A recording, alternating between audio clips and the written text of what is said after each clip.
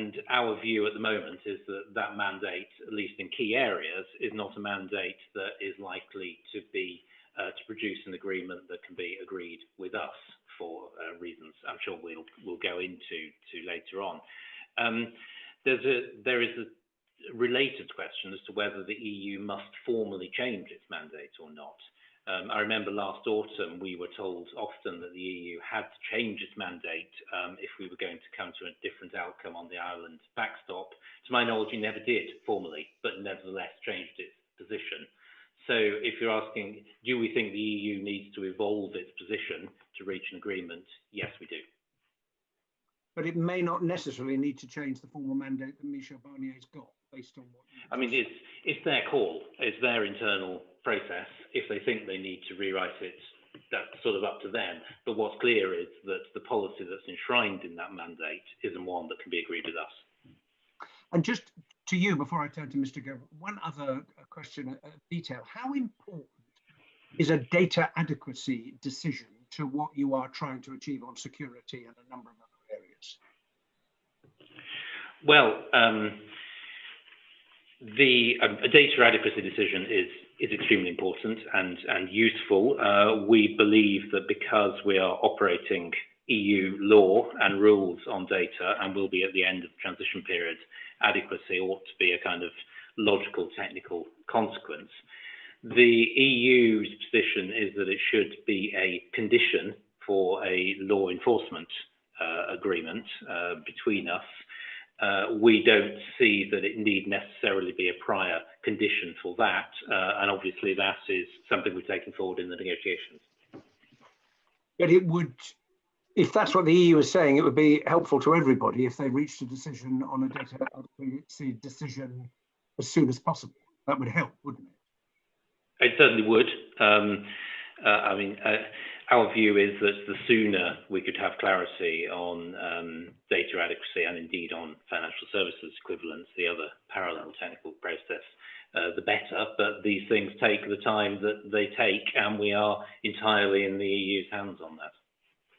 Good, that's very helpful. If I could turn to you, Mr. Gove, what's the government's estimate of the total number of additional customs declarations that UK businesses are going to have to make from the 1st of January next year? Well, at the moment, we're conducting work with the sector in order to determine exactly how many additional customs declarations may be required, and indeed what additional staff may be required in order to process them. So we're in discussion with business at the moment in order to determine exactly what we think the correct projection should be. You'll be aware that the National Audit Office think it's about 200 million. Are you doing your own work because you don't think that's correct? Well, we just want it to be as robust as possible. And of course, a lot depends on the way in which people may or may not repackage consignments. Right. And you didn't think of doing this before you announced earlier this year that everybody would have to fill in customs declarations, whether there was a deal or there wasn't a deal. You're only doing it now, is that right? Well, it is the case that by definition, people will be filling out customs declarations because we will have left the customs union. Whatever eventual deal we conclude with the EU will be outside their CU. Right. Now, when you last appeared before us, I asked you how many of the estimated 50,000 additional customs agents needed for the 1st of January had been recruited so far. You said you go away and check, and you wrote to me last night and said it's not possible to put a number on it. Now, is that because you don't know how many customs declarations they're going to be? No, it's because we're, as I mentioned earlier, working with business in order to ensure that they have the processes and the people in place necessary. And I think it's in the public domain that we conducted a survey earlier this year that 71% of intermediaries said that they were confident that they would be able to meet at least most of the increase in demand for their services in producing additional customs declarations. And 84% of them said that they were confident they would be prepared for full reciprocal controls. It's also the case that the government has spent some £34 billion in order to ensure that capacity can be increased. And we are putting in place a series of metrics which will be monitored by HMRC and the Treasury and indeed the Cabinet Office in order to ensure that the additional capacity required is necessary. The 50,000 figure is, as it were, a sighting shot. What we want to do is to make sure that business is confident that it has the people that it needs. But you're still confident, as you said to Justin Madison, House of Commons, on the 27th of February, that it's going to be possible to train all the people who need to be trained in time for the Yes. Yes. In response to Justin's question and subsequent questions, as this session gives me the opportunity to clarify, the government stands behind the need to ensure that we increase capacity. 50,000 is, as I say, a sighting short, an estimate. There are different ways in which business will necessarily adjust, but it's the case that of the 34 million, 31 million pounds of that has been allocated in grants to support training. And it is the case that we have seen more than 20,000 training courses being undertaken. Well, given the optimism that you just why do you think that the General says that the country is falling many thousands short of the 50,000 target, while the chief executive of the Road Haulage Association says it is impossible to think that we can train this number of people, get them ready and processes in place to be ready on the 1st of January. And the chief executive of the Cold Chain Federation says that we are, quote, hopelessly ill-prepared, close quote. Now, these are all organizations that move stuff for a living, and they don't seem to share your optimism at all. Why do you think that is? Well, I think it's naturally the case that any organization preparing for the change that will occur on the 31st of December would want to do everything possible. And I know from my experience in government that organizations that would like to see a greater degree of attention to their needs necessarily amplify their requests in a way to make government listen and also to make sure that select committee chairs can put their points with effect. So I think it's part of the general to and fro in which organizations seek to articulate with a particular degree of force the request that government should respond to their demands. So would it be fair to say you don't take their warnings and expressions of concern terribly serious? No, I take them very seriously. But I think that, as you probably know by now, while I think it's vitally important to act quickly, I think it's also important to make sure that we're calm, focused and temperate when it comes to delivery. Well, we'll find out at the end of the year. A final question from me. You published the first paper from the government on what's going to happen for goods that are moving from GB to Northern Ireland. Yes. Now, given that we are, 7 months away and businesses really have no idea exactly how it's going to work in practice, whereas the other crossings we've been talking about have had an idea since February, when are they going to know what it is they actually have to do?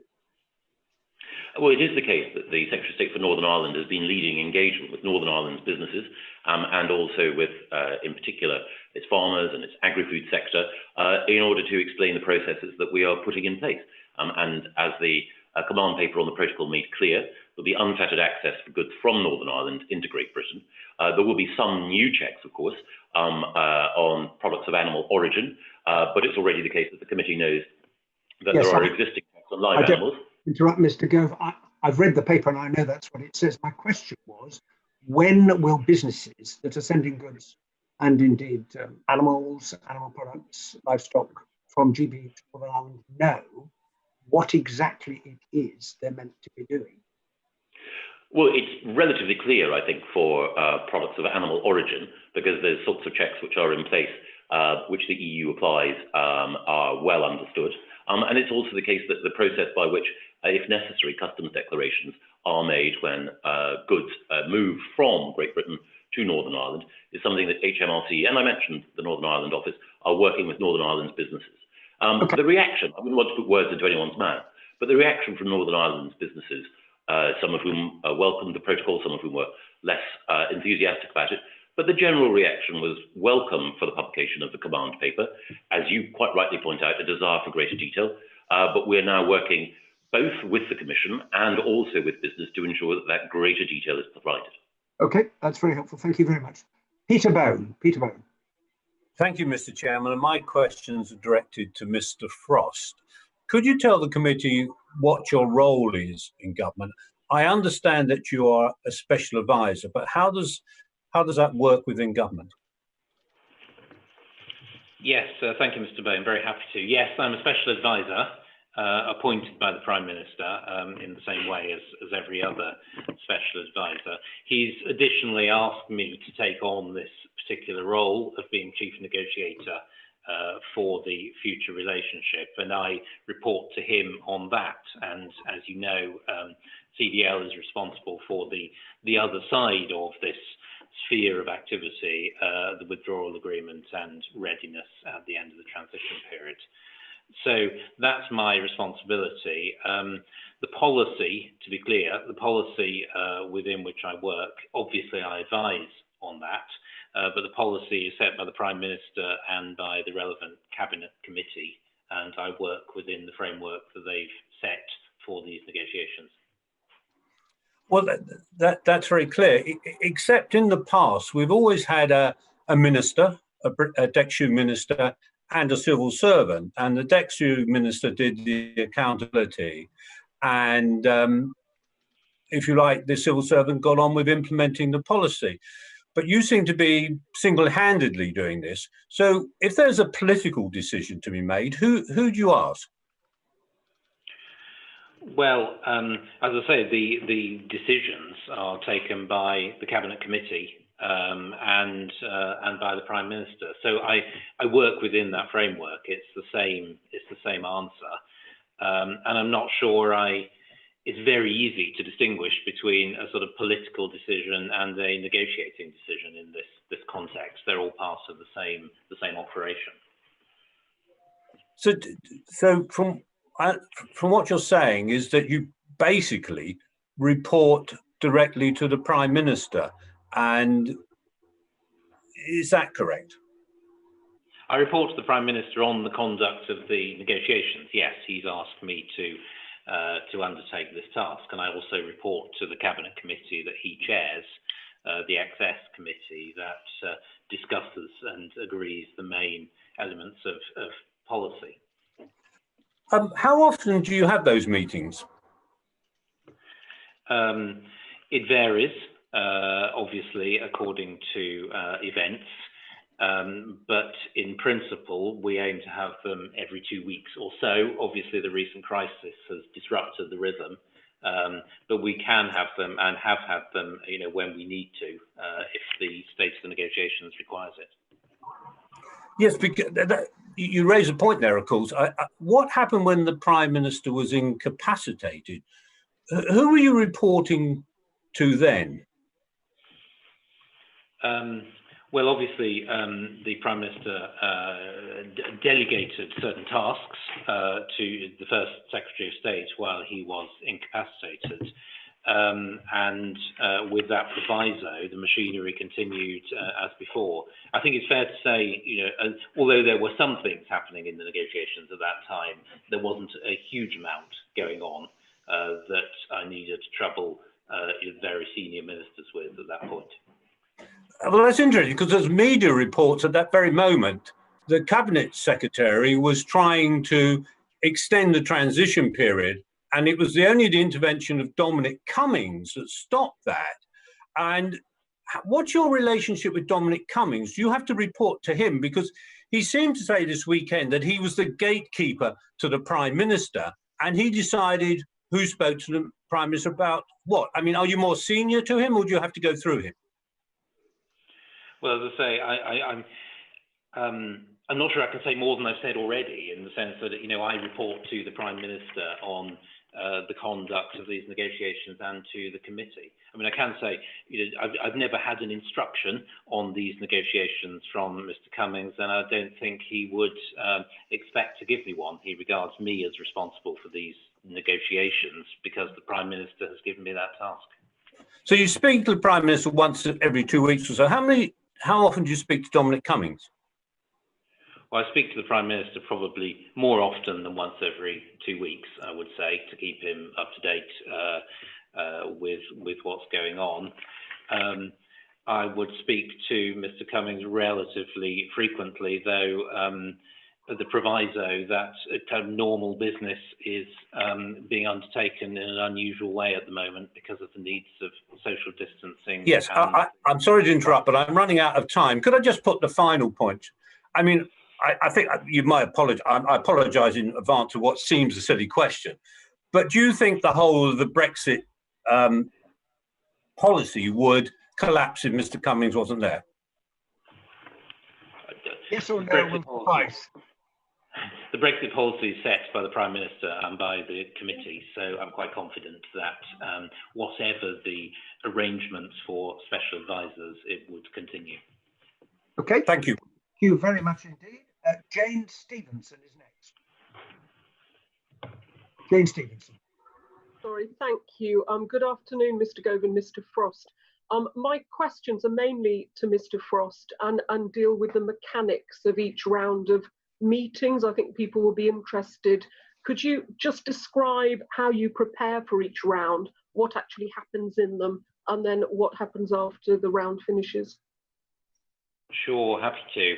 So obviously we have tried in these virtual meetings to kind of mimic the structure of a real life round as far as we can. What normally happens is that there is an opening plenary session where each lead negotiator, and there are a dozen or so on each side, sets out where they think the negotiations have reached.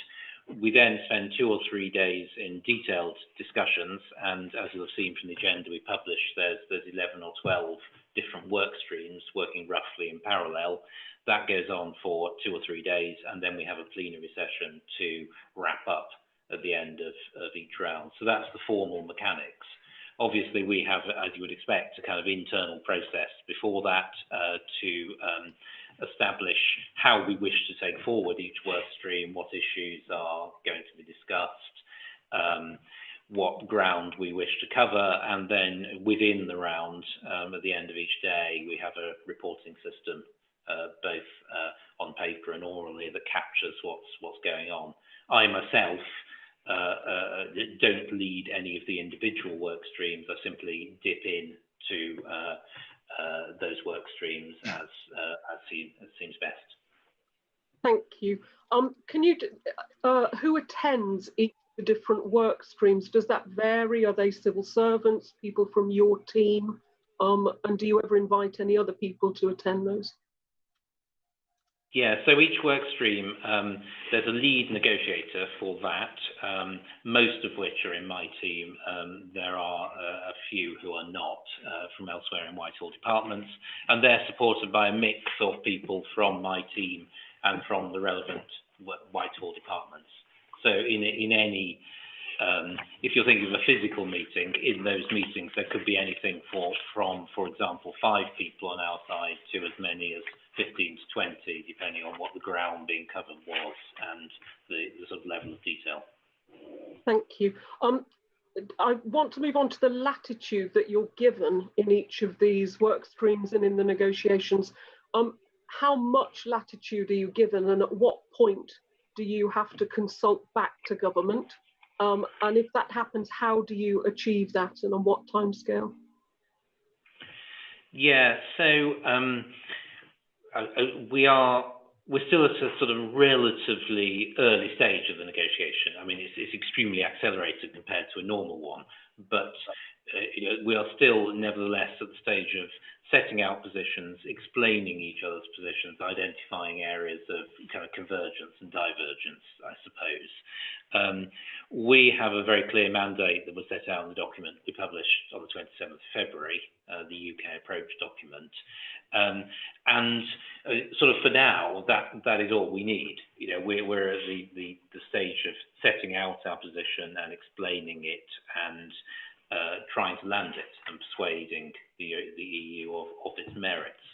So, you know, I hope soon we will. I mean, we would like to be in it already, but we don't seem to be quite there yet. I would like soon to be in discussions where we're genuinely kind of seeing if we can move forward. And at that point, obviously, I would need to consult back on anything significant, but we're not quite at that stage yet, probably, of this process. Thank you. And I'd like to ask about you and the EU chief negotiator. Do you dip in and out of these streams, or will you when it becomes slightly more detailed? And do you have the chance to meet Mr. Barnier one-to-one? And do you have those informal conversations that possibly you'd have if negotiations weren't being online? Yeah, we try to. I mean, not during each round. Obviously, he and I will talk to each other from time to time. We have small meetings to just sort of take stock and, if you like, compare notes of what we see as happening. And usually, not always, we'll have a sort of a meeting before and after each round to sort of check that we have the same understanding of where we got to. So that is on video. That's basically all you can do. Obviously, it isn't as good as going for a coffee with somebody, but I think it accomplishes the purpose for the stage of the negotiations we're in. Okay, thank you very much. I'm going to have to move on. I'm terribly sorry. Next, it's Mark Eastwood. Mark. Thank you, Mr. Chairman. Good afternoon, Mr. Gove and Mr. Frost. I've just got a question to Mr. Frost, if I could. Mr. Frost, how has COVID-19 affected the talks? Well, principally by causing a pause.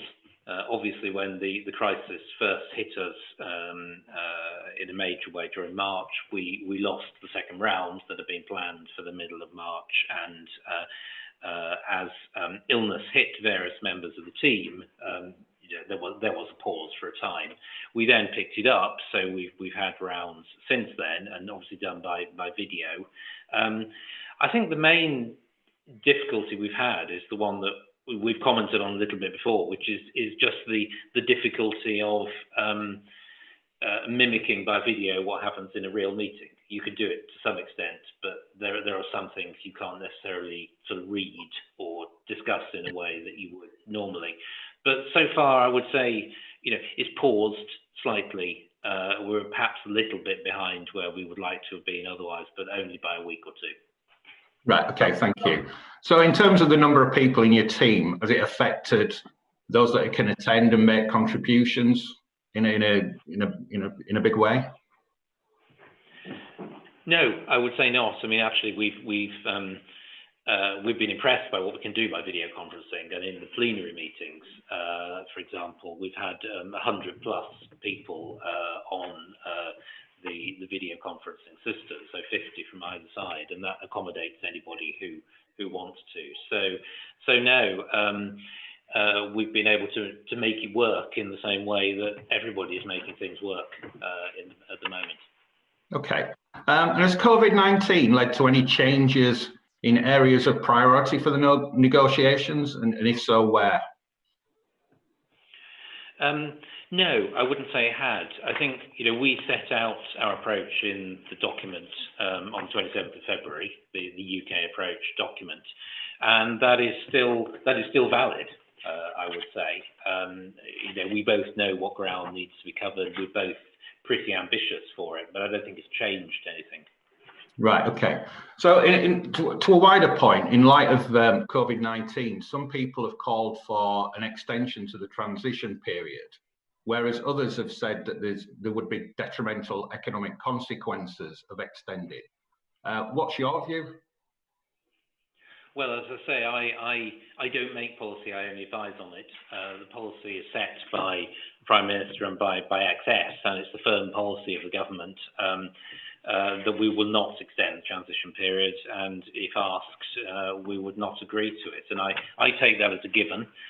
I can see why that position has been taken. I think we've always put a lot of emphasis on economic and political freedom at the end of this year, and on avoiding ongoing significant payments into the EU budget. And of course, those things are accomplished by ending the transition period at the end of the year. So I work within that, and it's my job to get an agreement in the time that's available. Okay. In terms of the timescales, do you expect to be able to conduct face-to-face negotiations in the time that remains? And if so, when? I mean, we're in the hands of others, obviously, on how easy it is to travel, where obviously the picture changes, and we wait to see how that evolves. We'd very much like to be able to do face-to-face discussions. If it turns out we can't, obviously we'll work within that. But I've no doubt it will be somewhat more dynamic if we could. Okay, fine. I'd like to move on from COVID-19, if time allows. You recently wrote to Mr. Barnier, and he wrote back. What was your objective in writing to him, and what did you learn from his response? Well, as I said, I think we thought it was just the right moment to set out what we were trying to achieve, what the state of play in the negotiations was, and I guess also to kind of make clear to wider observers how we saw things. Obviously, Michel Barnier knows the state of play of the negotiations. He doesn't, we talk about that all the time. But we have, if you like, a sort of structural difficulty that other member states and other actors in Brussels hear about what's going on in the negotiations via the Commission and those who are in it, whereas when they are talking to us, they're talking directly to the UK government. So although we've made a point, as I said in the letter, of not seeking to divide and rule, as some people say, or going directly to member states, we don't think that would help. We nevertheless, from time to time, want everyone who has an interest in these negotiations to know properly how we see them and where they stand. And that was the point of this letter. I think the letter back from Michel was courteous and forceful, just as mine was, and set out some familiar views about what's important to the EU, and there we are. Okay. Well, you say courteous and forceful. Sorry, Mark, we've run out of time, and we're going to get everyone else. Okay. Thank you very much. Rupa Huck is next. Hi there, thanks. Mine are also for David Frost. First of all, given that any extension to transition has been repeatedly ruled out, I mean, really, these questions are going to be about how well-resourced government is to deal with the twin contingencies of coronavirus, which was completely unforeseen, and the possibility of what might be a no-trade deal in terms of civil service capability. So first of all, really following up from Peter Bone's question, are we kind of now in an era where we've seen the rise of the special advisor, possibly even the supremacy of the special advisor? You are an appointment at Boris Johnson's pleasure, whereas your predecessor, Ollie Robbins, was on a civil service contract. We saw the whole Dominic Cummings Rose Garden press conference this weekend. And just specifically wanted to ask, what did you make of the odd incident at the weekend when the official UK civil service account tweeted the words arrogant and offensive truth twisters in relation to the government? Did it symbolise a wider malaise of these traditional Mandarin type people who feel they're being sidelined? We also saw Sir Philip Rutnam's unusual public comments earlier. Just wondered about the relationship between the two. I think that's really a question for me, Rupert, because it's obviously a question about the political direction that is given to those who work. I did think that because he's sort of head of a team of civil servants, it'd be interesting to hear Sir David. And also we have you often at this committee, and less so David Frost, so I'd like to hear his as well. If we can have him first, and then if there's time at the end, because we're on a very strict time limit and I've got a few. Quite, but it's also the case that the questions you ask are not David's responsibility. David is not in charge of the Cabinet Office or UK Civil Service Twitter feed. He's not responsible for the appointment of special advisors. He's not responsible for setting government policy. All of those are decisions for ministers. Yes, so David, just wondered what you thought of this relationship between the traditional and the new.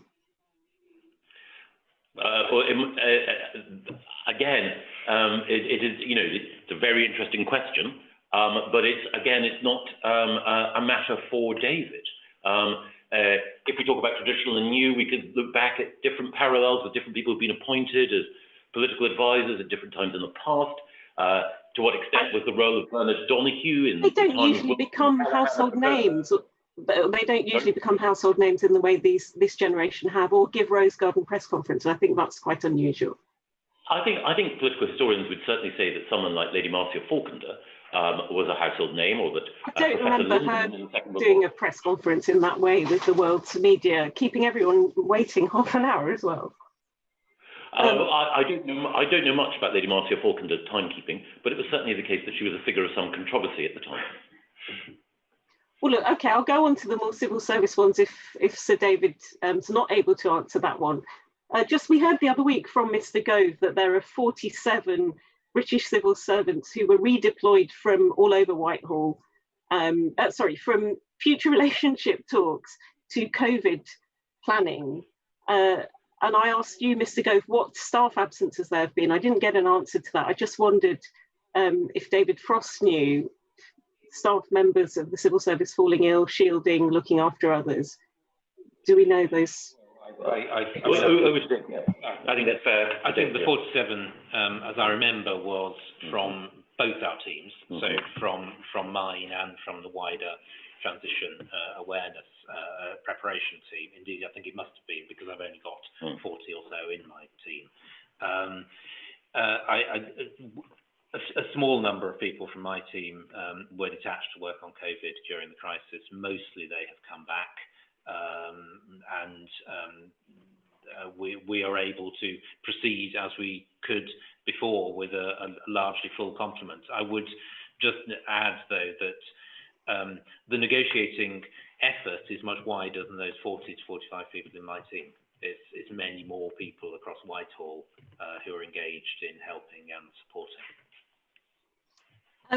And do we know, because that was at an earlier stage that I asked you, Mr. Gove, how many of those people that at an earlier stage went into COVID planning have now moved back to the Transition Task Force, to Task Force Europe, and to other units that are planning our future relationship with the EU?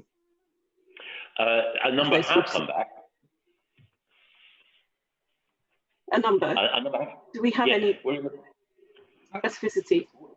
We're in the process of rejigging the committee structure within the government overall, and there are some people who are in the process of being redeployed at the moment. Their bodies in motion. Well, it would be.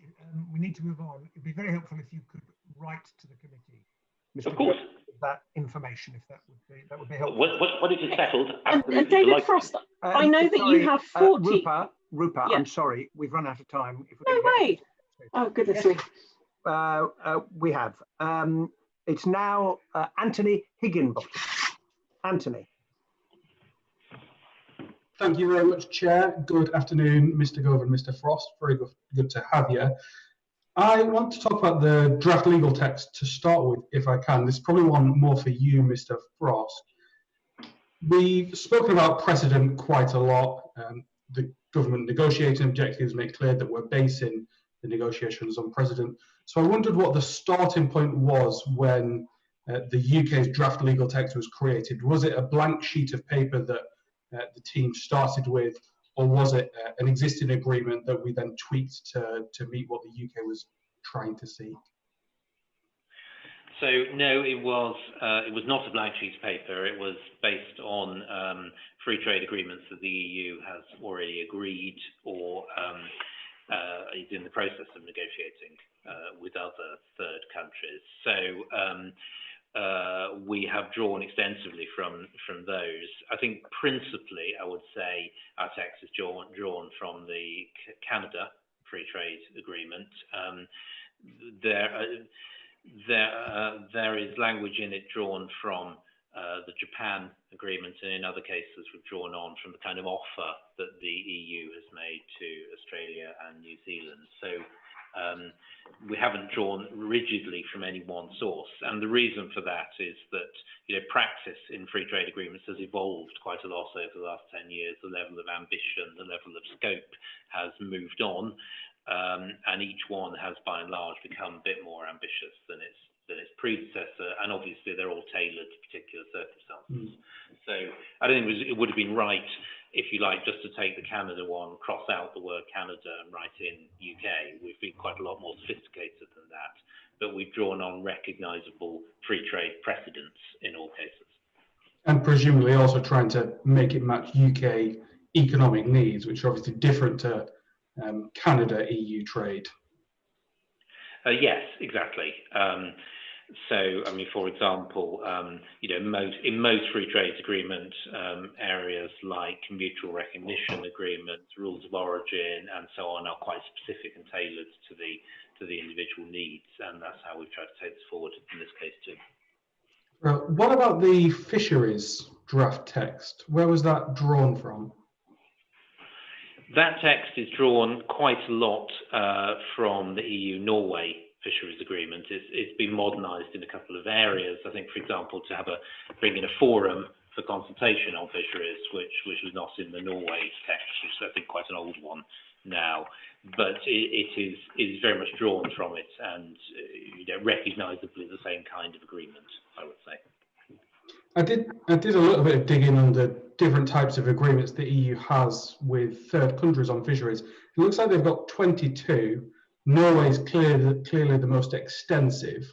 I mean, Norway is not the country that has the closest proximity to the EU. You look at somewhere like Morocco, which is 14 kilometres away. So I'm wondering why the EU's where the intransigence comes from. Have you had a sense of where that comes from? Because it's clearly not geographic.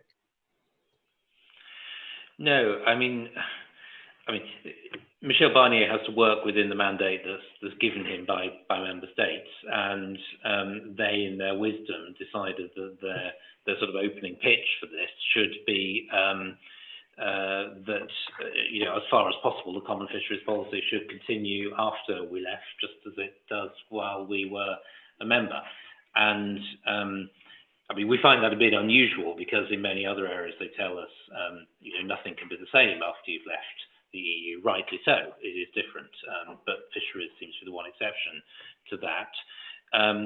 I think, to be fair to him, Mr. Barnier has given a few public signals that he thinks this may not be a completely realistic position. And you know, we'll have to see if they can move forward on that. Clearly, it's not a runner for us. I mean, it just is not. So we'll have to find a way forward. But just make one other point on that. It's worth noting that every other fisheries agreement the EU has is a freestanding agreement. It's not connected to anything else or part of anything else. Uniquely, the EU says that the fisheries agreement for us must be part of a wider agreement with all the dispute settlement and other process that goes with it. And again, that's not borne out by any of the other precedents they have. Thank you. That brings me very nicely on to my next question. Sorry, Anthony, your 5 minutes has just gone. And my apologies. If there's any time at the end, I will try and bring colleagues I've had to cut off back in, but I need to make sure I get everybody in. Next is Mark Fletcher. Mark. Thank you, Mr. Chairman. Can I just sort of pick up where we left off on that particular question, and to pick up on something the Chairman started with? It seems like there's a level of sort of intransigence, a sort of a non-moving element of the EU's position. Is this the negotiating mandate, or is this the negotiator that's causing the difficulties?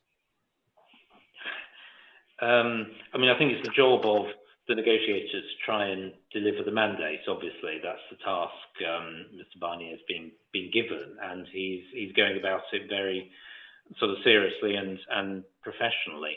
I think, I mean, this is a sort of personal view, really, though I said it before in that lecture I gave back in February, that I think sometimes the EU, you know, is still coming to terms with the fact that there is a large country in Europe that doesn't want to be part of the EU's structure in some way, or to sort of work on EU norms, or to relate to the EU as the sort of centre of its reference point of its activity. And I think, you know, some member states and some parts of the EU system have come to terms with that reality more quickly than others, but it is a reality. And if we're going to get an agreement, it'll have to be understood, I think, on the EU side. Would it be your takeaway that Mr. Barnier is sort of more aware of the modern reality? He's sort of more practical and willing to move, and is just being bound by the current position? Well, I mean, I wouldn't want to comment on, how he personally sees things or his contacts with member states. I simply don't know about that. But I think it's the job of a good negotiator, and he is one, to assess reality and the genuine positions of the other side and the genuine ability to move. And if you don't assess reality in a cold way, then you don't get agreements. And I would expect that he'll be doing that, and in fact, I'm sure he is. Do you think the involvement of sort of senior politicians, sort of greater cooperation between the various politicians involved, will help to shift things along as well? On the EU side, I think what is important is that the EU collectively obviously has quite a lot on its plate at the moment, as we all do, but they have their financing negotiation to conduct. They have their plans for economic reform and so on in 2021. And I think it's important that they keep enough focus on these negotiations as well, and don't relegate them to something that can be done when they get round to it, as it were. So I think political attention on the very serious points we raised in my letter, is going to be an important part of coming to an agreement. Yeah. I wanted to pick up in his press statement on the 24th of April. There was a mention of sort of governance, and he said, as a basis for our cooperation, we need to refer to common values such as democracy, rule of law and human rights, counter-terrorism, or the fight against climate changes as an essential principle. These don't seem like things that the UK would be against. Is there a sort of an alternative way in which the UK would like to see these involved in this agreement? And could you just outline that to the committee? Yeah, this is the EU's familiar position with all free trade or similar agreements, that they have a list of essential elements, so-called, for cooperation, and if they don't believe the other side is obeying them, then the agreement can be suspended.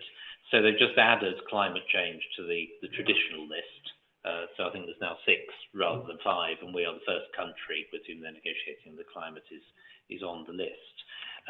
They are, I think it's fair to say, always quite controversial in these negotiations, not obviously because of the substance, but not every country thinks it's necessary to write these things into trade agreements when a country regards itself as a very responsible international actor. And for example, with the Canada negotiation, they turned out to be extremely controversial, though I don't think anybody doubts Canada's commitment to internationalism, democracy, and so on.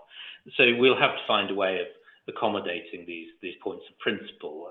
As you say, we don't disagree on them. I think it's simply a way of finding the right way of expressing them. Thank you very much indeed. I'm now going to call Stephen Killip. Stephen. Thank you very much indeed, Chair, and Mr. Frost and Mr. Gove. I just wanted to pick up on a point that you, Mr. Frost, made in your letter to Michel Barnier, where you opened up the possibility of not being committed to a 100% tariff-free negotiation. Have you done a time estimate of how much time it would take your negotiating team, and indeed the EU's negotiating team, to pivot away from a zero tariff approach to line-by-line negotiations, given that we're 6 months away from ending the transition period? Well, to be honest, I'm sceptical about drawing any sort of precedent from how long it's taken in the past to do a trade agreement. We're already operating kind of well beyond precedent in every element of this, looking at the timescale. And luckily, we are also operating on the basis of textual precedent that enables us to kind of draw on things that already exist, and so accelerate that timescale. So simply because it's taken for months or years in other negotiations to achieve a tariffs negotiation doesn't mean that it will in this case. There are many things we have to do in this negotiation that normally take time, and we will have to do very fast. And I'm confident we can do that. So I don't regard it as a practical difficulty. Clearly, there is a policy issue involved there that is significant. It just seems like a pretty big issue to throw in the middle of. Sorry, have I frozen? No, there's a problem with our screen. I think we just need to press a button in order to make sure that we don't disappear. Oh, okay, sorry. Sometimes it freezes. No. And this mustn't cut into your time, Stephen. Okay, thank you very much. Yeah, it just seems like I guess a pretty big hand grenade to throw into the negotiations 6 months before they're due to finish, that you are shifting away from this commitment to zero tariffs. What about business? Have you had conversations with business about the impact of shifting away from a zero tariff approach? What feedback have you had from the business community? Well, I think we all want a zero tariffs agreement, a zero tariff, zero quotas agreement. That's what we said in the political declaration that we wanted, and we still hope to get it. And I think every business who's observing this negotiation will prefer to have that, as would we. I think the point we were making, or I was making in my letter, was that it's more as a matter of logic. The EU says that zero tariffs, zero quotas are unprecedented, and therefore need to have unprecedented level playing field provisions. We're saying, okay, go back to precedented then. Then you won't need level playing field agreements, perhaps. And so far, the answer from the EU has been, actually, we do. We still need them even then. So I guess it leaves me sceptical that level playing field agreements provisions in the EU's eyes are much to do with access, and they're more about control.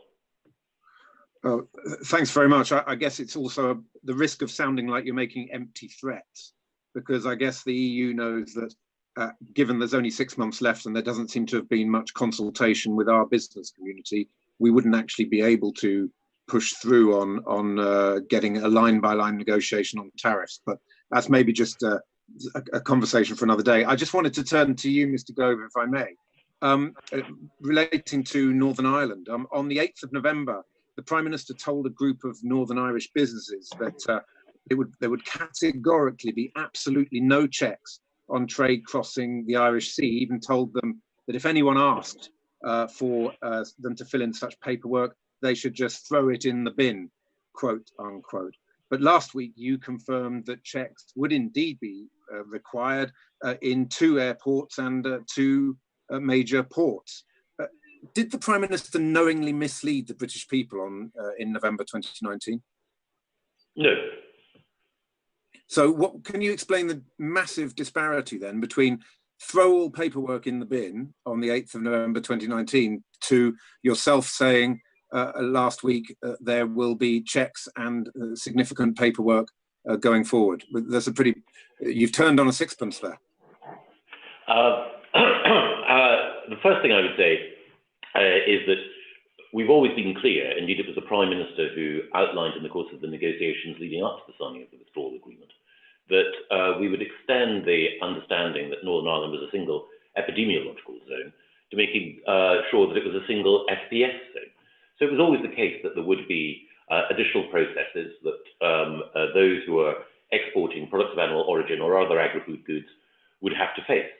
It's also the case that the protocol requires us to ensure that goods at risk of going into the EU's single market are identified, and that's why we have a light touch electronic process which will ensure that those companies that are doing trade from Great Britain into Northern Ireland can be monitored in an appropriate way. But there won't be the need for customs infrastructure or checks of the kind that are commonly understood. Okay, thank you very much indeed, Andy. You got injury time. Stephen, next it's Nicola Richards. Nicola Richards. Chair. So my question is to Mr. Frost. So we've seen Mr. Barnier's letter, but how does Michel Barnier respond in the negotiations when you explain to him the UK's difficulty with the EU's position on the level playing field? Well, I think it's fair to say that we have a fundamental disagreement at the moment on most aspects of the level playing field. There are one or two areas that are slightly less controversial and problematic, but in most of the important areas, there's a big gap, and he obviously, is delivering the mandate he was given. Member states regarded level playing field as very important.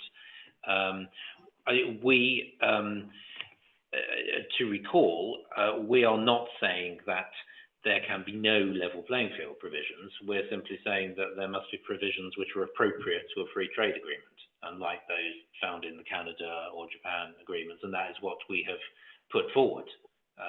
But there is a big gap between those and where the EU is, and that will be, one of the biggest issues we've got to resolve in the next few months.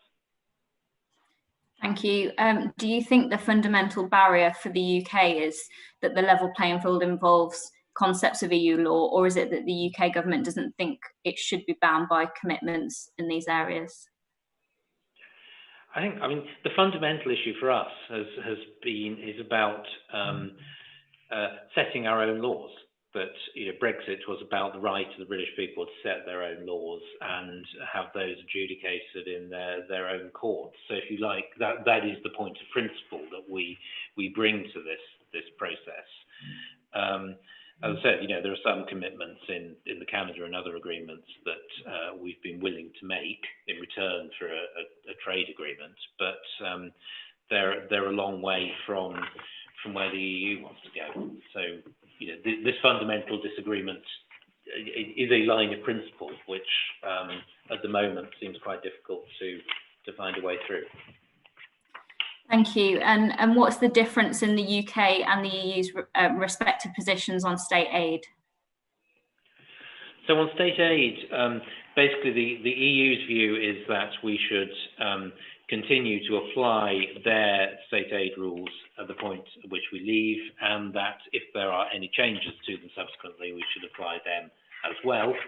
And that if we don't do so, they would have the right to take measures, i.e. impose tariffs on us. We, in their vision, would not have the same right to impose tariffs on them if they regarded us as, if we regarded them as doing something different. We are looking for something that's much more like the Canada agreement, which is sort of fundamentally based on WTO rules, plus a clear requirement to transparency and consultation. So to tell the other side what subsidies you're giving, to give them an opportunity to complain about it, to try and resolve issues through dialogue and discussion, rather than imposing one side's laws on the other. Okay, thank you. Okay, thank you very much indeed. Next is Seema Malhotra. Seema. Thank you very much, Chair. I want to thank as well Mr. Frost and Mr. Gove for giving evidence today. I wanted to draw your attention back to the political declaration, which talked about an ambitious, wide-ranging and balanced economic partnership, part of that being ensuring open and fair competition and encompassing robust commitments to a level playing field. It also talked about the scope and depth of the future relationship and the economic connectedness of the parties. Could I ask whether you expect us to have the same, more or less connectedness to the EU economically than we do now?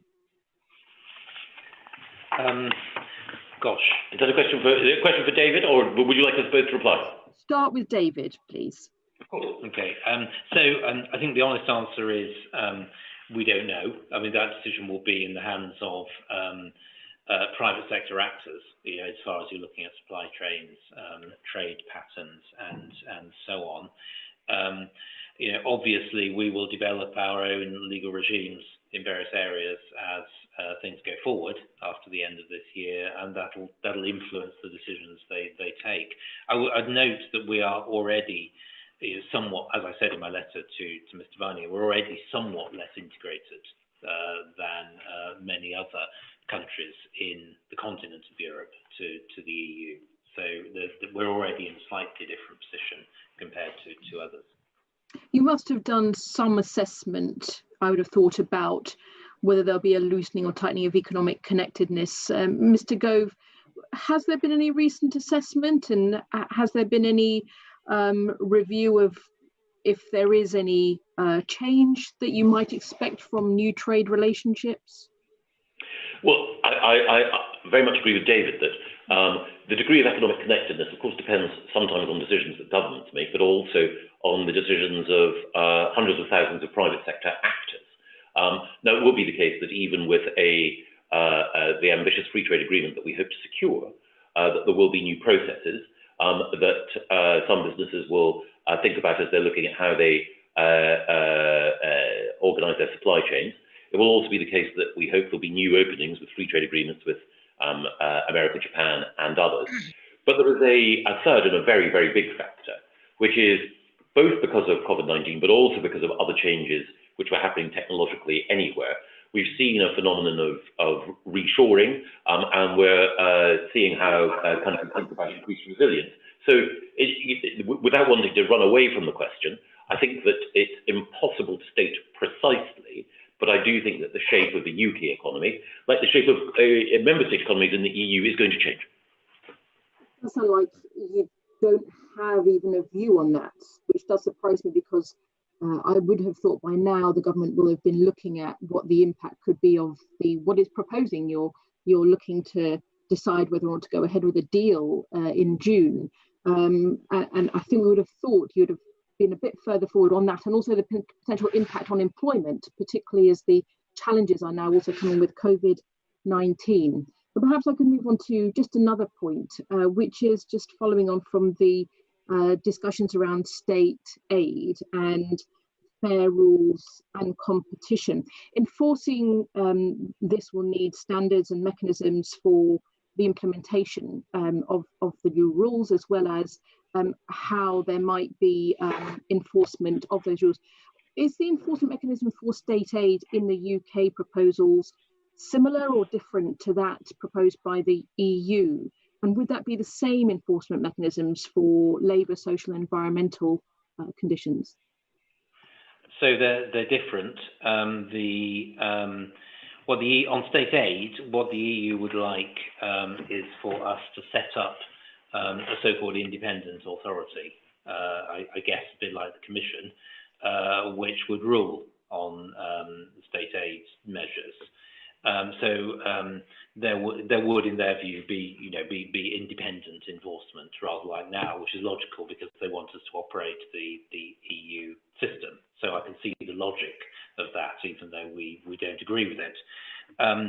On labour, environment, and so on, it varies slightly in the EU view. In some of those areas, they'd also like us to set up an independent body. In labour and social affairs, they simply require us, as we already do, to have domestic measures for enforcement. So in some areas, they're pushing the boundary further than we would want. In all areas, of course, we regard ourselves as compliant with high standards already. So the one with which their level playing field provisions tries to deal, in our view, exists. Okay. No, thank you very much indeed. We do need to move on. Apologies. Can I now call Sir Christopher Chope? Sir Christopher. Thank you. Can I thank you both for the principled approach you're taking to the negotiations on fisheries? And can I ask Mr. Frost in what respects he thinks the EU negotiating position is going to be more realistic in the next round of negotiations? I didn't catch the start of the fisheries, I'm afraid, but... So I started off my question by thanking you both for the principled approach you're taking to fisheries negotiations. And then I asked in what respects you thought that the EU position was going to be more realistic in the coming negotiation. Well, I don't know. I'm not sure that it necessarily will be in the short run. We've got a negotiating round next week, and we'll have to see one or two signals that they, as I said, would like to evolve the position on fisheries. We'll have to see if that we supply the EU with a lot of detailed information about how our proposed fisheries agreement would work. We haven't had any back, though it has been promised, and if we can get it back before next week, then perhaps this is an area where it can get a bit more constructive. But at the moment, it seems very difficult beyond these issues of principle, but we will keep trying. But didn't the political declaration say that all this had to be resolved by July? So are you saying it's not going to be resolved by July? On fisheries, it sets as an aspiration that we should try and reach a fisheries agreement by July, because obviously negotiations for 2021 need to begin soon, and I guess ideally you'd want to know what the framework for those negotiations was. It's not an absolute requirement, and I'm beginning to think we might not make it by the 30th of June, so we'll keep trying. So are you arguing now for severance of negotiations about fisheries from the rest of the negotiation, which, as you pointed out earlier, is something that has happened in the past?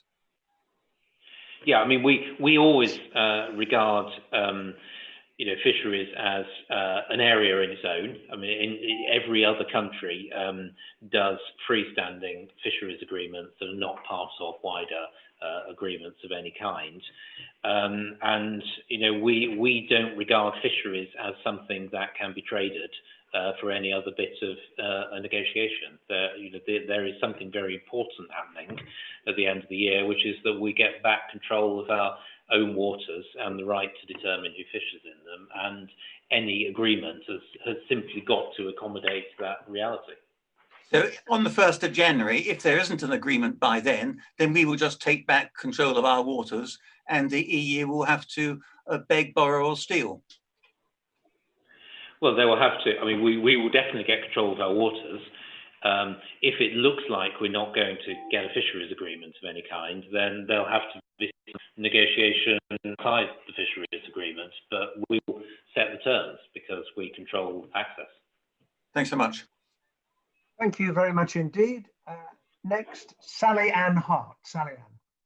Thank you, Chairman, and thank you to Messrs Gove and Frost for coming to talk to us this afternoon. I just wanted to have a follow-up question on the fisheries point.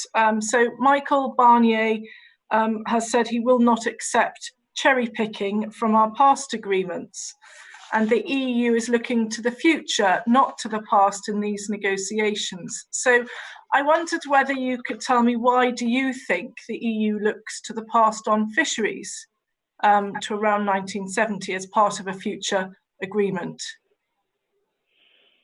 Mr. Frost, yes. Because obviously the European Union member states, some of them have significant fisheries industries, and don't want to lose the very generous access they've got to our waters. So in one sense, I understand that.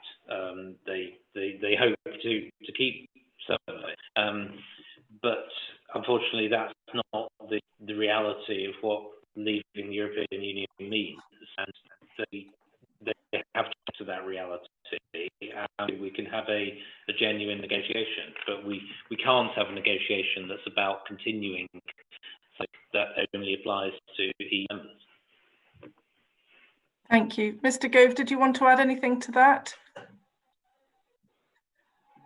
No, I think your exactly exemplifies the issue. So thank you. So the EU really can't cherry pick either, can it? So let's go over to governance. On governance arrangements, the EU proposes a structure that's not replicated in other EU agreements with third countries except those that aspire to join the EU. So perhaps you can tell me, Mr. Frost first, and Mr. Gove might want to come on in this. Is the EU ignoring their own third country status rules in respect of the UK? I think you could make a case. That's what is happening. I think probably what is happening is that they are looking at the models of agreements with other countries in the continent of Europe, if you like, and sort of drawing from those. And obviously those tend to be with countries who either want a close relationship without being members or hope one day to be members and are willing to take commitments that we're not. So their proposal for governance and dispute settlement is one single agreement with a very tough dispute settlement mechanism within it, which would require any issue of EU law to go to the European Court. I mean, obviously we can't accept that because it's not an equal process. What we've proposed, as you know, is a suite of agreements, many of which are well precedented elsewhere: civil nuclear, air transport, air safety. All of these have their own, well understood dispute settlement mechanisms and governance in many, many other similar agreements around the world, and we are simply drawing on those, which we know work well in other contexts. So although the EU represents their system as simpler because it's one agreement, actually we think ours is simpler because we're just drawing on models that already exist. Thank you. Do you expect the EU position to be more pragmatic on governance in the next negotiating round? I don't particularly expect it, no. I think it is an area where it is possible to have a genuine discussion. I don't think we've got there yet, but wherever we go, it's got to reflect fundamentals that we're not having the European Court involved in arbitration of disputes involving this country. So it might be resolved, but it might not be. I mean, if we're to find an agreement overall, obviously we'll have to find a way through this.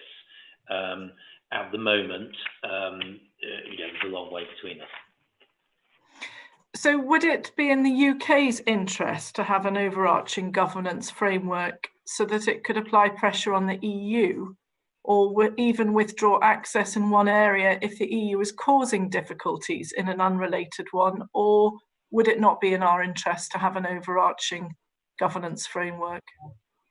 I mean, I think that is the risk of an overarching framework, that dispute in one area gets allows retaliation in an area that's completely unrelated to it and sort of totally irrelevant to it.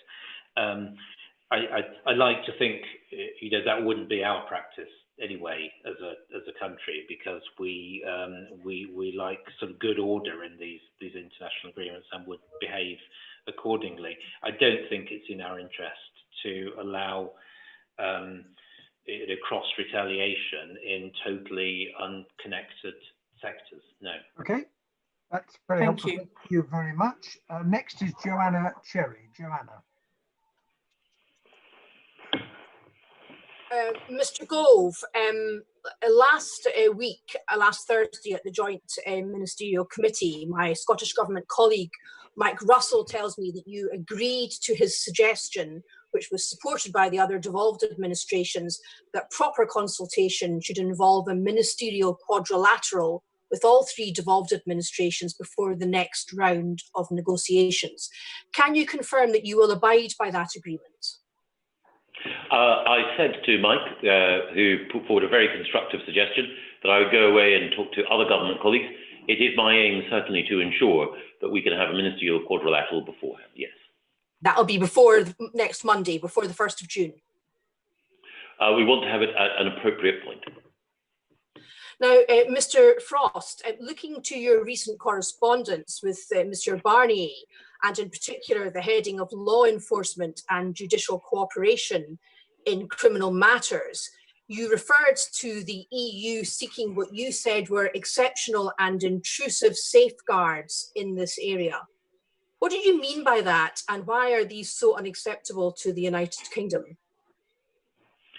Well, we've touched on data adequacy already at the start, so let me mention a couple of others. I think one area that presents us problems is their view of our obligations under the ECHR. As CDL said in, I think, previous hearings, obviously we are members of the ECHR and members in good order and committed to that. But what the EU is suggesting is that our internal implementation of those commitments should also be subject to their jurisdiction, and that we should not be able to change it in any way. I wonder if I could interrupt you there, as time is so short, because that's what I really want to ask you about, is the ECHR.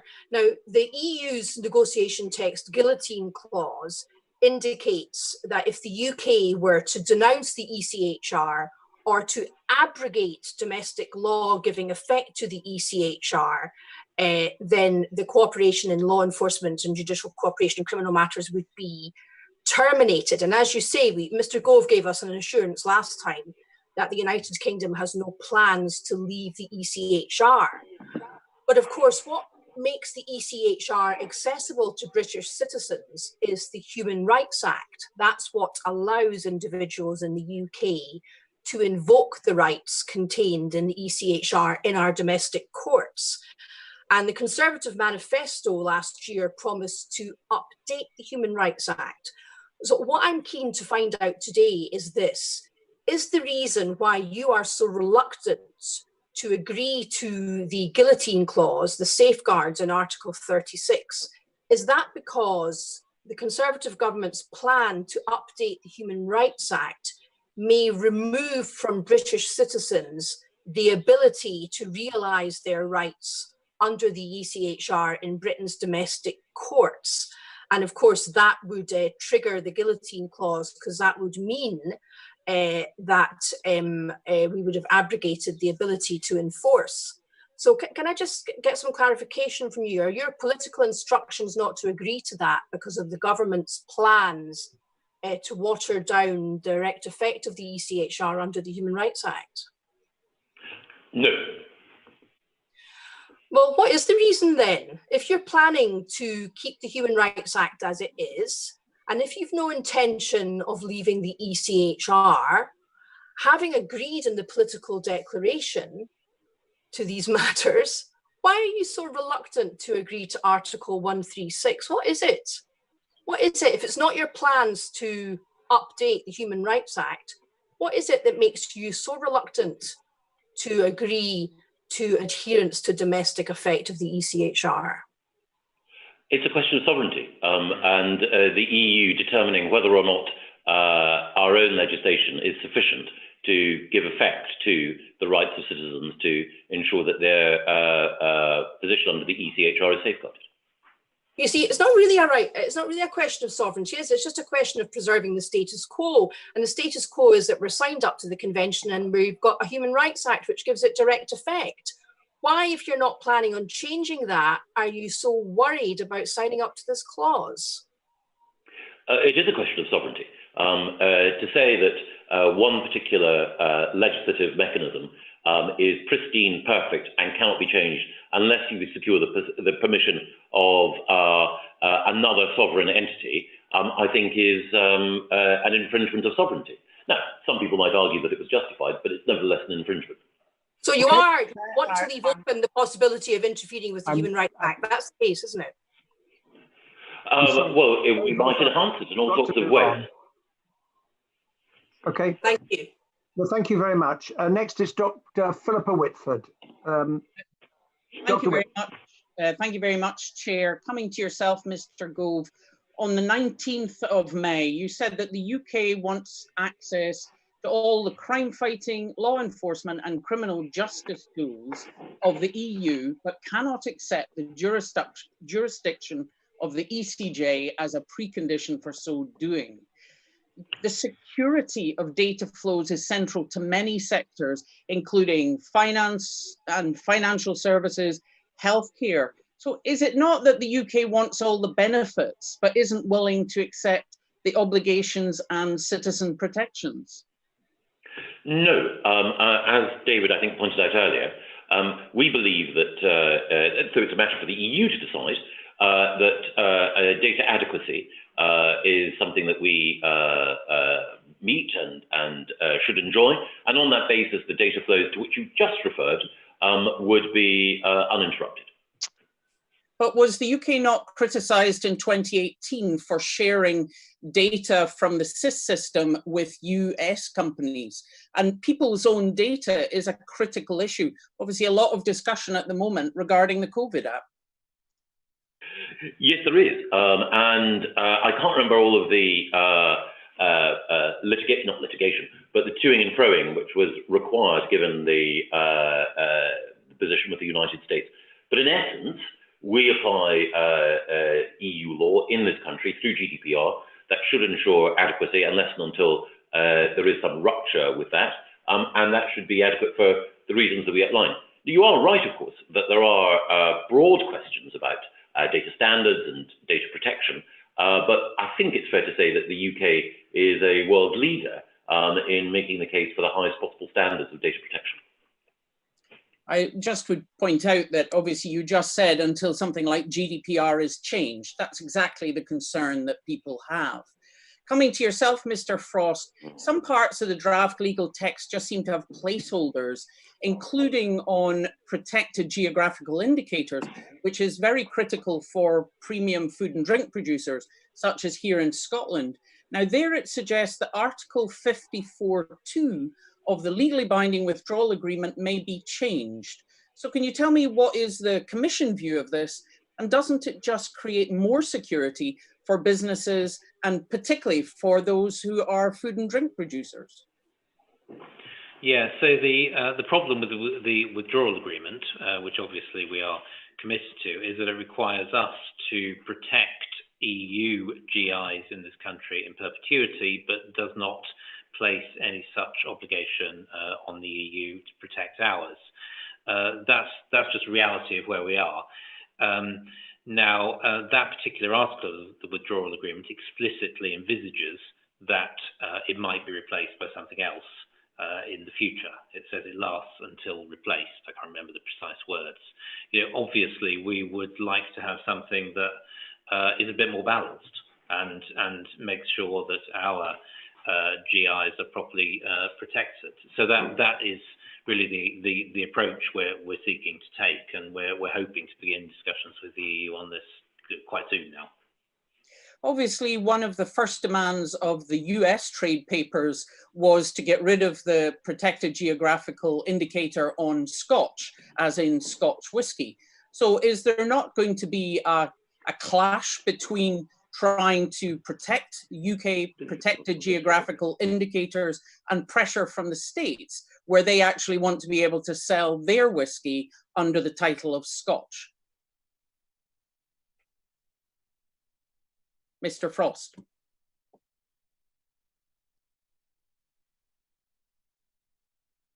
Mr. Frost, can you hear me?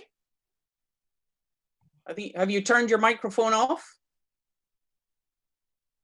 There's no light on it, Mr. Gove. There seems to be a problem. I don't know whether those in the Boothroyd room can tell us what the difficulty is. I can see someone is trying to get the sound up and running again. Right, I think we're just going to have to hold for a moment, colleagues. Mr. Gold, you may have turned the microphone on the Can you hear us now? Now, there we go, right.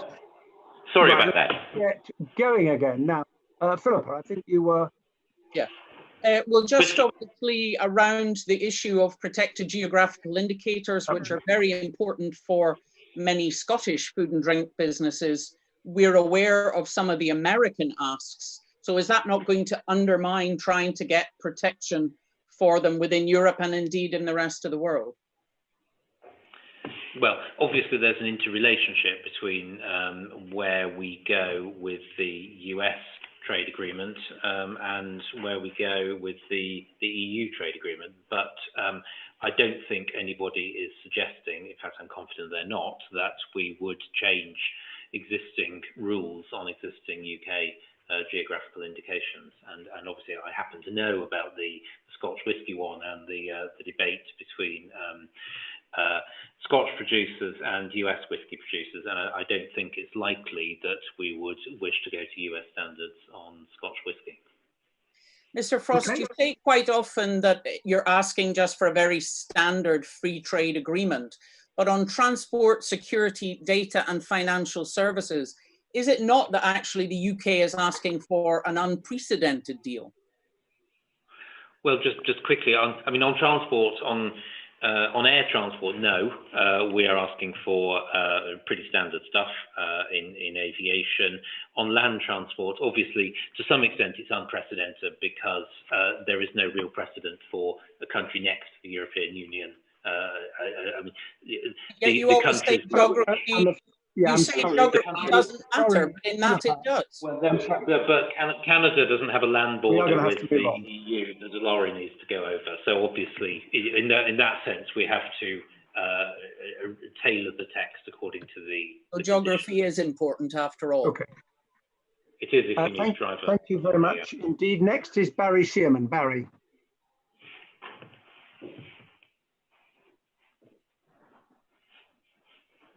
Oh, we can't hear you, Barry. Somebody needs to unmute Barry's mic. There we are. Is that off you go? Off you go. I was saying that, Chair, that as a new boy on the committee, forgive me if I'm asking Michael Gove and Mr. Frost a naive question.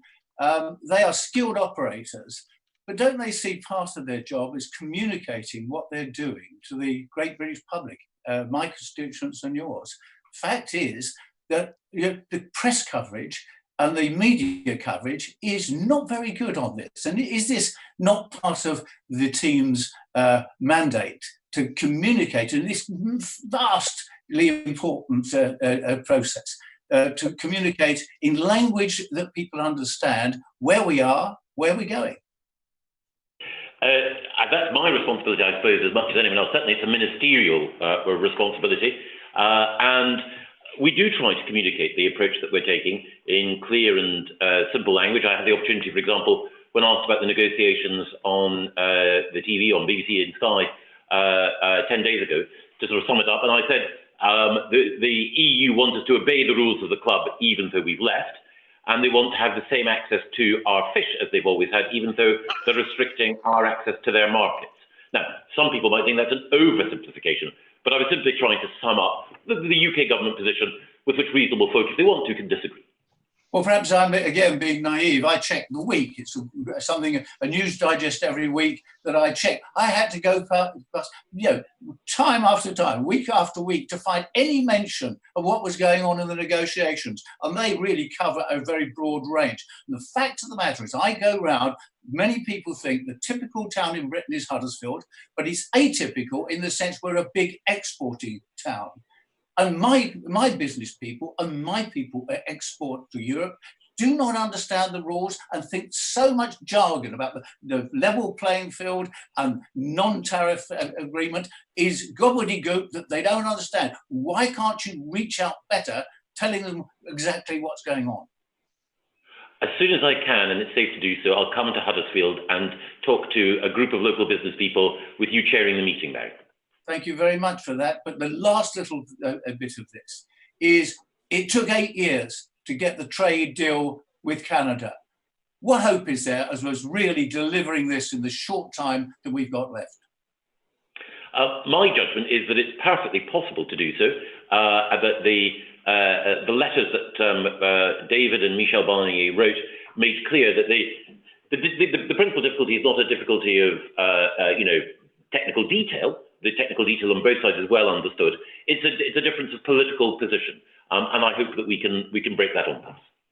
Thank you. Okay, thank you very much indeed.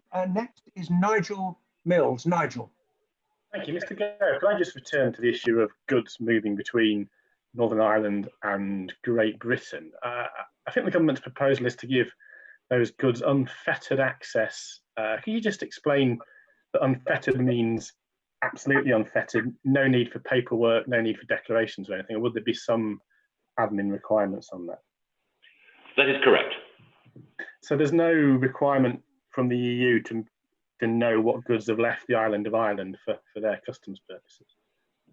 Our interpretation in the command paper is that there is no requirement for that, and there hasn't been any pushback against that. There is a tiny set of exceptions, which is under the CITES Convention, which is the trade in endangered species, and under the Kimberley process, which is there to interdict the flow of blood diamonds.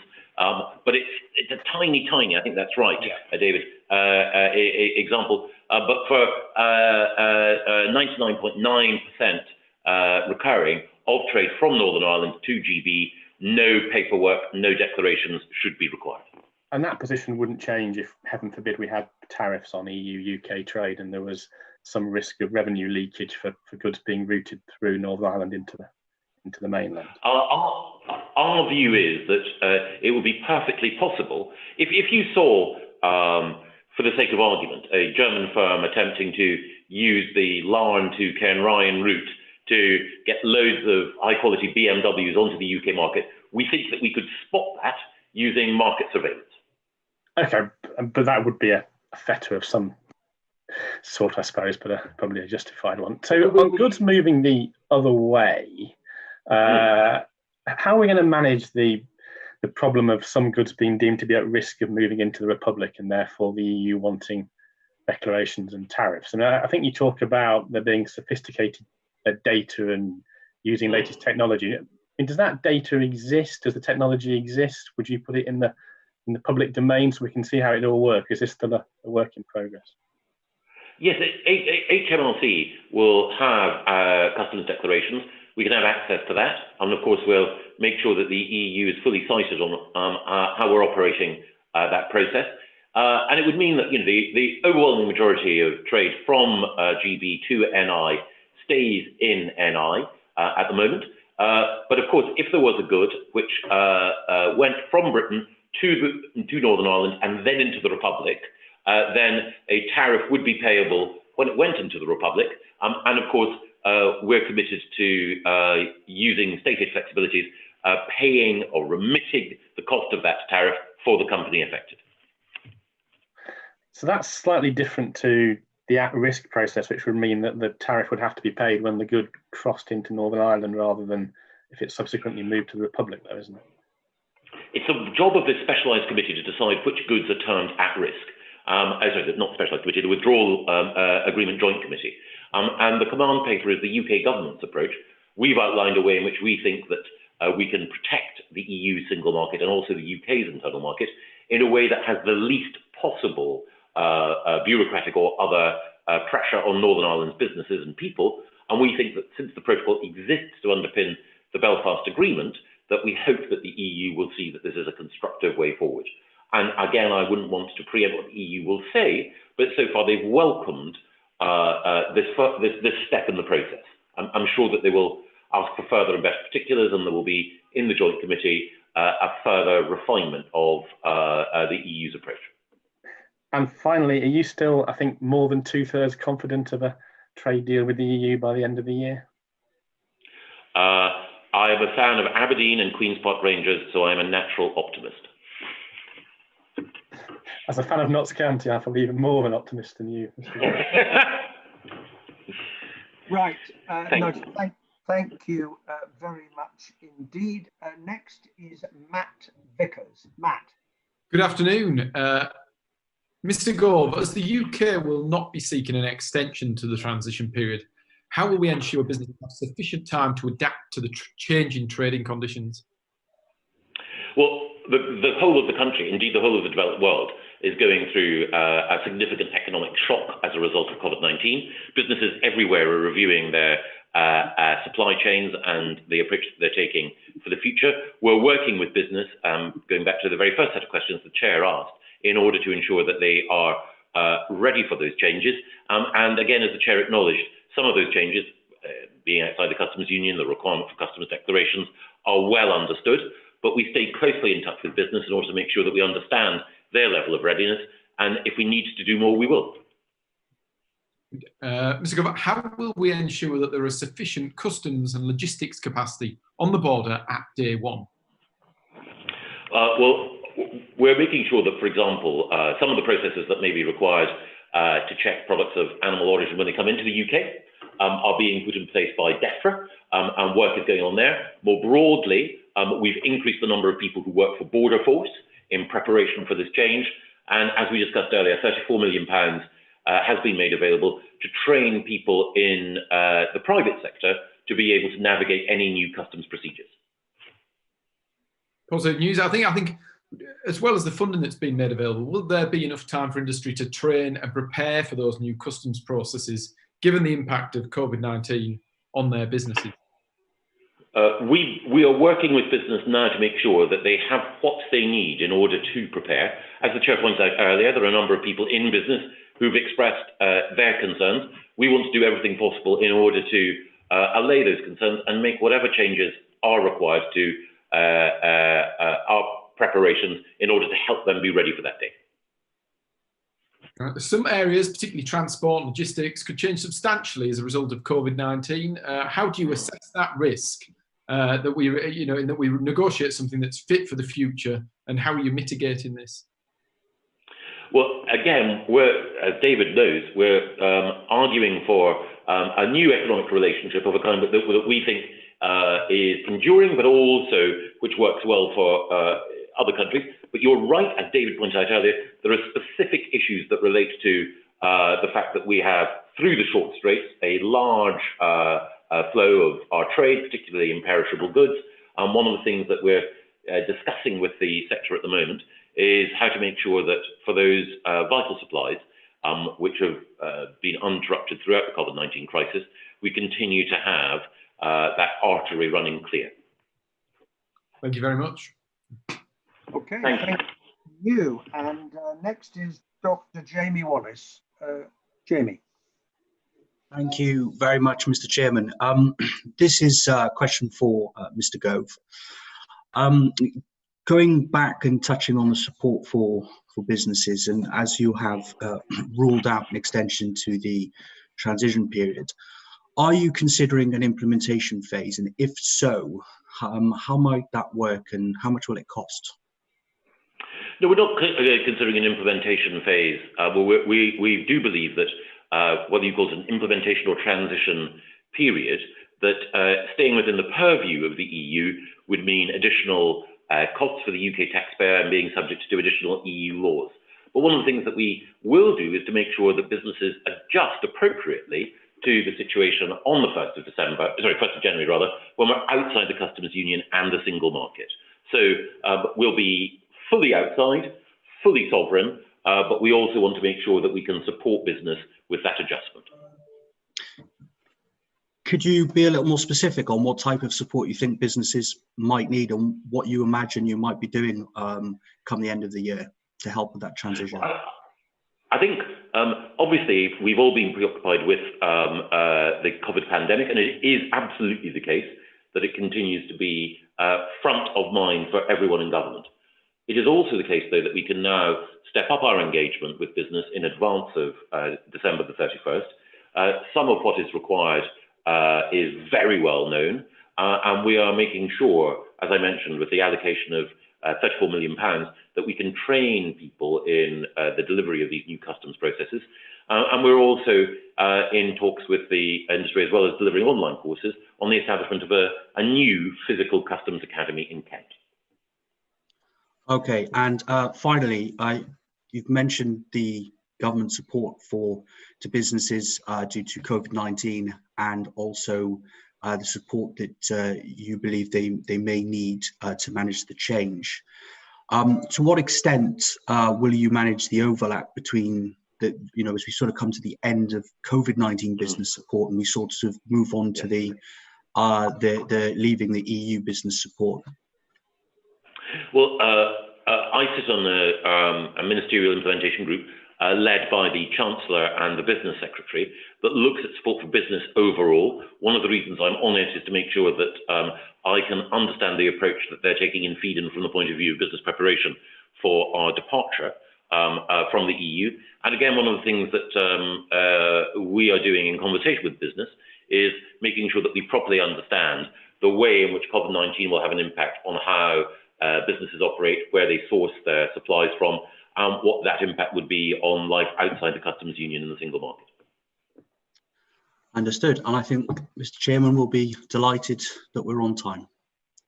Well, Jamie, thank you very much for that. Now, we've got an absolute hard stop in 5 minutes' time, but I know there are a couple of colleagues who I did say if there were time, I could try and bring you back in. I wanted to ask first, Anthony Higginbottom, did you have one other question you wanted to put briefly?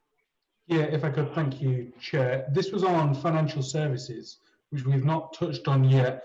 I know we're proposing a very ambitious chapter in the free trade agreement. Just wondered how receptive the EU had been to that, because I noticed it wasn't in their draft legal text. And then a second related question on an equivalence decision. I mean, it should be purely procedural because our rules are 100% aligned. When do you think that decision might be taken? So on the second point first, on equivalence, yes, that's our view. We're operating the same legislation at the point of exit, so obviously we are equivalent.